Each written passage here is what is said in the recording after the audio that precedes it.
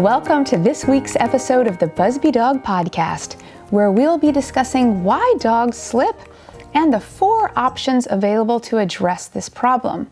I find this topic so important because it allows us the opportunity to help dogs both on a physical and a psychological or emotional level. Dogs who are slipping often live with some level of anxiety about moving around their home. This can impact the way they interact with their family. They can become afraid to traverse their floors in their own homes and isolate themselves to a throw rug or a bed in the house. And this is a big problem because dogs are social animals. They're pack animals. They don't want to be isolated because they're literally physically unable to safely join their family and whatever their pack may be up to. So let's start with the basic question that I hope you're asking yourself. Why do dogs slip? I want you to think about dogs running around at the dog park or around your backyard or even on carpet really because it functions in the same way. If you think about it, dogs there are not wiping out or tentative about their next steps or getting up off the ground. If they want to go explore some other aspect of their environment, they simply rise and walk or run with no concern for slipping. So here's the revelation. Dogs use their toenails like soccer cleats, digging them into the ground, both when they go to rise and when they are gaiting. Hard nails act like cleats into the earth and give the dogs all the traction they need. And really, even the dew claws function in this capacity. You may have wondered what your dog's dew claws are there for. But for dogs that are moving at really high speed and making sharp turns, that dew claw actually gets involved. It gets all the way down to the ground and is used in traction as well. So back to the issue, why do dogs slip? Here's the conflict in our plot. Hard nails can't grip hard floors. And in fact, when they try to engage that natural mechanism, things only get worse. If you've ever seen a dog frozen in fear at a veterinary reception area, just standing there looking terrified, kind of up on their tippy toes, trying to dig their toenails into the ground, you've seen exactly what I'm talking about. You appreciate the pain point here. Dogs are hardwired to use their nails for traction, and it's absolutely terrifying to them when that system fails. You don't have to be a binge watcher of HGTV to know that as a society, we have moved away from wall-to-wall carpet, and certainly hundreds of years ago, we moved away from the dirt floor. I remember reading the Little House on the Prairie books to my kids, and there was one story where Ma and Pa Ingalls had this dirt floor cabin, and Ma was in the house cooking dinner, and a snake actually came up through the floor because it was just a plain old dirt floor. And she heroically killed it with a frying pan, if I remember right. But my point is that Jack, their dog, I'm sure had no trouble navigating their floors. And the same for wall-to-wall carpet. Dogs that live on wall-to-wall carpet, they've got the ability to use their nails there as well. So these are high friction surfaces that the dogs can sink their nails into and get the traction they need. But more and more, homes are being built with these gorgeous hard surface floors. And it's a real struggle for dogs to navigate them, especially as they age. I remember being interviewed on a radio show and the host said, "Do you think people who have dogs are cruel by choosing to put in these fancy floors?" And I said, "No, I think they just have really good taste. The floors are beautiful. And I think people put them in their homes without thinking about how they're going to impact their dog or how they're going to impact their dog as that dog ages." So usually young dogs can compensate. If they do slip and slide, they've got the balance, they've got muscle tone, their tendons and ligaments are healthy and functioning perfectly, and they can catch themselves and compensate. But in older dogs, just like in older people, all those things may not be true. There might be a lack of balance, reflexes aren't as sharp, muscle mass is often decreasing, tendons and ligaments get lax and aren't functioning completely as they were intended, and now these dogs are at a real disadvantage and prone to slip and fall injury. And we can't discount the emotional impact this takes. Dogs remember things. If you've ever quicked your dog's toenail when you're cutting his nails, I guarantee your dog remembers that, and you probably have to pay a price for that every time you trim your dog's nails, and the fact that they're maybe not as cooperative as they once were, because they remember that pain. It's a self-preservation mechanism. So these dogs in our narrative about the slippery floors remember, wow, I slipped on this floor and it hurt me and it hurt to get up. And because there was pain involved with this experience, this ends up impacting the way they feel, not just physically about having to move through the home, but it also takes an emotional toll as well. They're often just stripped of their confidence. Okay, so we've covered why dogs slip and why I think this is a really relevant issue in our culture. Now let's cover the 4 solutions to this problem that exists today. We've got number 1, throw rugs and runners. I'm sure you're all familiar with that. Number 2, boots, booties, and socks. Number 3, gluing or sticking something to the paw pads. And number 4, nail-based traction, namely toe grips. So we're going to go through each of these 4 individually and discuss pros and cons. But let me start by saying number 1, rugs, runners and throw rugs, and yoga mats. They work beautifully. They certainly solve the problem of the surface being slippery. So prior to solution number 4 coming into my life, which I'll just go ahead and kind of spoil the ending here, that's absolutely hands down my favorite. Prior to ToeGrips, throw rugs were my go-to recommendation for clients. As I said, they work. The downfall is once you've got, well, one, you've got these rugs, runners, and things all over your floors, and there's several issues with that, ranging from tripping to people with allergies and having carpet pieces in their home.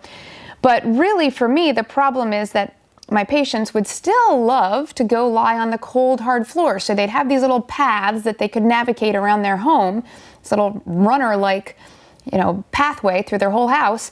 But they would still inevitably go lie on the cold, hard floor and have to get up off those floors and walk on parts of those floors. So that brings us right back to the same challenge. If you are willing to cover your whole house in yoga mats, that's perfect, but that's kind of an impractical solution. So then we went to number 2, boots, booties, and socks. That for a long time was the traditional traction recommendation of many people. Personally, I never bought into it, and I'm going to explain why. There's a variety of options out there, different makes and models, but my concern is really threefold. 1, dogs aren't people. That seems obvious, but it's an important fact here. By putting them in socks and shoes, I think we're really discounting the nature of the quadruped, okay, the 4-legged animal, the way that they move, the way that they get up, and the functional design of the paw. And most dogs don't necessarily appreciate something covering their foot. Number 2, a lot of these dogs, these senior dogs that are more at risk, are suffering from some manner of mobility issue, and now we've just given them something more on their paws that they've got to carry along with them as they're walking and break over with every step. So when they go to pick up their paw, and the next part of the gaiting phase is called the swing phase. They have to pick it up and then swing it forward in stride to replace it on the ground. They now have extra material encompassing each paw that they've got to lift and move. And it's essentially the same problem as dogs with long toenails. They've got to swing past even more material on the end of the paw, and it's more challenging for sure than simply going barefoot. Number 3, and probably my most important concern, is that the dog's toes have an abundance of proprioceptive receptors in them. So that's a big word. Let's define proprioception. It's really knowing where the body is in space and knowing where your body is with respect to the ground and in relation to gravity. So there are a lot of receptors in the toes. And when we put boots or socks over a dog's paws, we actually decrease or certainly change the proprioceptive input to the brain. So this thought for me began very early in my veterinary career when I attended several courses in veterinary chiropractic and even functional neurology, and proprioception and just the way the nerves tie throughout the body and everything interrelates was just a topic that we would cover. And I realized that when we interfere with the natural design, there's a price to pay for that. But I remember reading an article, it was so exciting to me to read this article and just have these beliefs that I had formulated and then experienced in my own practice, to have these beliefs confirmed. This article was an interview with the senior vet who cared for the dogs who worked the tragedy of 9/11 at the Pentagon. And in her interview, she said that the search and rescue dogs weren't wearing booties when they were working the pile because they needed all the proprioceptive input they could get, and they needed to be able to flex and use their toes and have no interference with that. And so they realized that boots and booties would actually obliterate or at least diminish the proprioceptive input that these dogs needed. They needed to be top of their game for sure. So certainly if the dog had an injury, if there was a cut paw pad, for example, that was a different story. And in that case, they did put something over the paw to protect it. But with no pre-existing conditions, these dogs were working 911 on that pile of rubble barefoot, and that was on purpose. I think we owe that same level of concern for natural movement to our senior and geriatric dogs who are in our home. I want to give my patients the most natural interface to the ground and the purest neurologic input to the brain. Okay, on to number 3. This is something glued to the paw pads. There's a product on the market which allows you to smear a glue adhesive material on your dog's paw pads and then dip the paw pads in granules so that now the paw pads have a higher friction surface. There's another product that are little sticky pads that go right on the pads of the paw, where you peel off the back just like you might use in a bathtub. That's that material that you would peel off and stick it to the surface, the bottom floor of the bathtub, to make that non-slip. So in both cases, neither of these solutions stay on very well. Days to a week or so is probably the average. Do they help with traction? I'm sure that they do, because that paw pad is in the ground. I mean, that's common sense. But dogs sweat through their paw pads. Inherently, that's not a surface that I want to cover. And the paw pads are sensitive tissues in dogs. I mean, they feel that. So it's just not a solution that as a veterinarian I could ever endorse. We're left with number 4, which is my favorite solution. And as a personal disclaimer, this is our company, Dr. Buzby's ToeGrips for dogs. I love to brag about this product because it's not my idea. A client of mine came up with this idea for his 15-year-old Australian Shepherd named Morgan, who lived in a log cabin with wood floors. And I had seen Morgan for acupuncture a few times, and it was so groundbreaking to me when my client Todd came to me with this concept, and my mind was just flooded with all the patients that could benefit from this idea of traction the way dogs were designed, using the toenails. So the reason I love ToeGrips so much goes right back to the beginning of this story, where I talked about why dogs slip. Again, ToeGrips are simple. They are natural. They are using a dog's natural mechanism of engaging the nails, and they are enabling the nails now to have the grip that they need. So we established that hard nails couldn't grip hard floors, but now we use a little non-slip ring. It's made in the United States of it's a custom engineered material with natural rubber latex. And these little rings go on the tips of the dog's toenails and now enable that mechanism. All right, the other thing is I love that this solution goes wherever the dog goes. If the dog goes to the vet office with slippery floors or PetSmart with slippery floors, he's got his ToeGrips on. If he lies on the cold hard floor, he can get up regardless of where he is in the home because we've equipped the dog, not the house. And again, I love that ToeGrips are minimally obtrusive. They're just sitting on the nail tip. So 97% of dogs don't even notice that they're there because they're not covering over skin and sensitive tissue. And thirdly, they don't interfere with proprioception.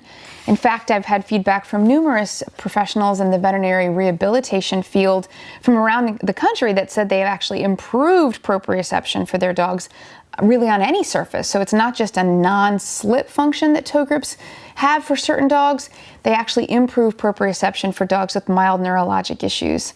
And I'm really excited that just last month, an article was published in Frontiers in Veterinary Science which proved that ToeGrips do not negatively interfere with the gait of healthy dogs. So that's really important baseline information. Our veterinary mantra is above all do no harm. So I'm now using a product that has been put through the research to show that it's not interfering with the dog's gait.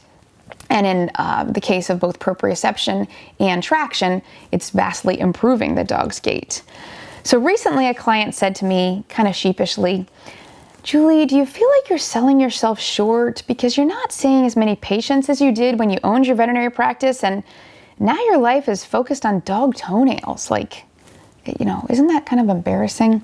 And I just laughed because when I think about the number of dogs in the United States and really globally who struggle with the issues that we've talked about today, and I think about just how beautiful a solution ToeGrips is for them in their simplicity and their naturalness, and then how dramatically their lives are changed, I literally get goosebumps. I am so privileged to be a part of helping dogs through this innovative solution. And I know that typically on the Buzby Dog podcast, we're talking about a variety of health issues, but I think that this is right at the top in terms of practical, simple things that we can do to help our dogs live longer, healthier lives. And if you're interested in learning more, I invite you to visit our website, toegrips.com. You can read other people's stories and watch before and after videos from dogs whose lives were transformed by this simple innovation. Go ToeGrips.